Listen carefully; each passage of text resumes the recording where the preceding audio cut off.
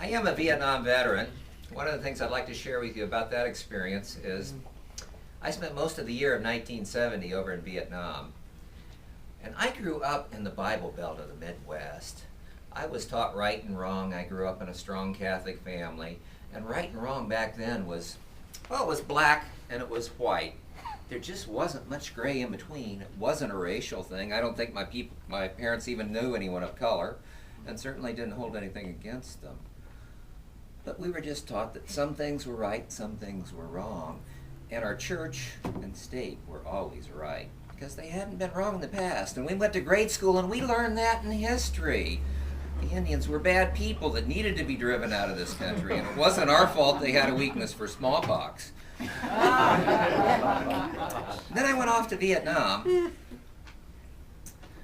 I was drafted 2 weeks after my first cousin, First Lieutenant Harvey Tompkins, came home from Vietnam in a box.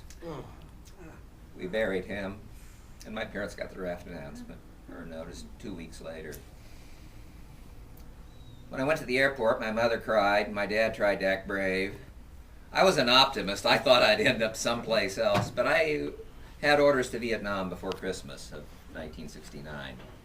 I had only been in this country a few months, studying the history of the Vietnamese, looking out at Vietnamese peasants, some of which hadn't been more than 5 miles from where they were born in their entire lives.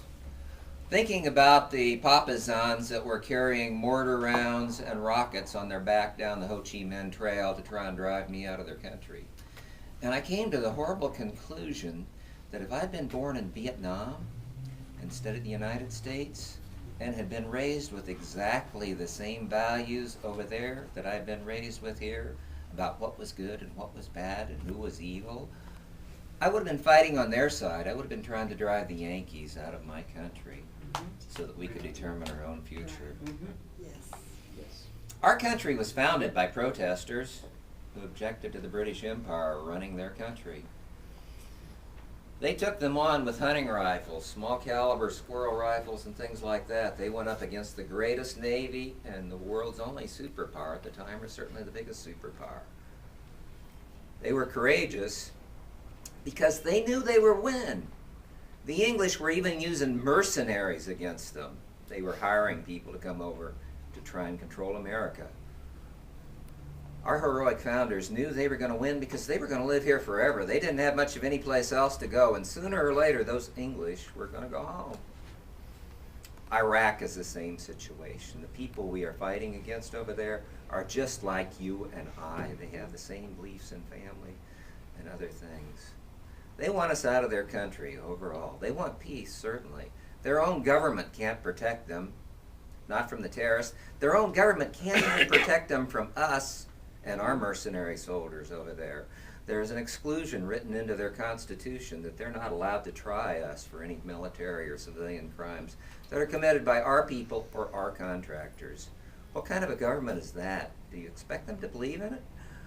We cannot win there. If the war does go on another 100 years, the toll will mount. We cannot afford it. Sooner or later, all Americans, including our contractors and mercenaries, are going to come home. The sooner that happens, the better. We went over there. We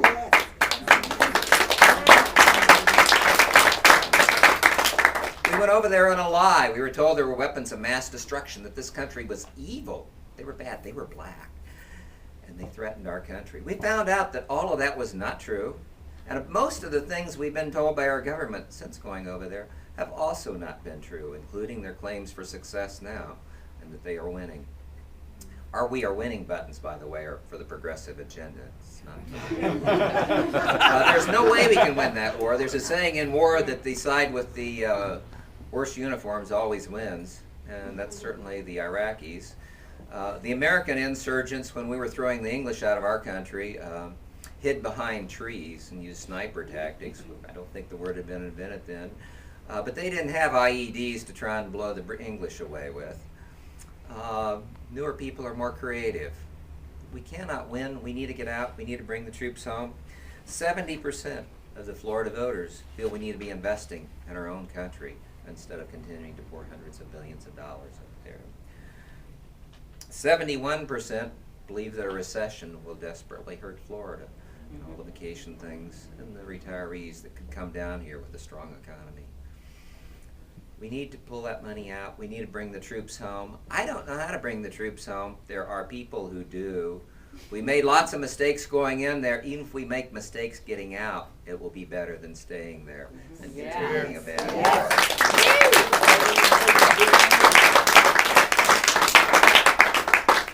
We have a bad economy because we have a bad war going on. We're pouring hundreds of billions of dollars into things that offer no return, while our president rejects a $40 billion bill to provide health insurance for, was it 7 or 9 million children in our country that don't have health care insurance. There are desperate priorities needed at home, and instead we continue to try solutions like, oh, let's build a $15 million armored vehicle that might be immune from IEDs. That's not the solution. We don't need more armor in Iraq. We don't need more soldiers in Iraq. We definitely don't need more out-of-control contractors and mercenaries in Iraq who are accountable to no one. We need to bring all of that home as soon as possible. That's the end of my comments. We do have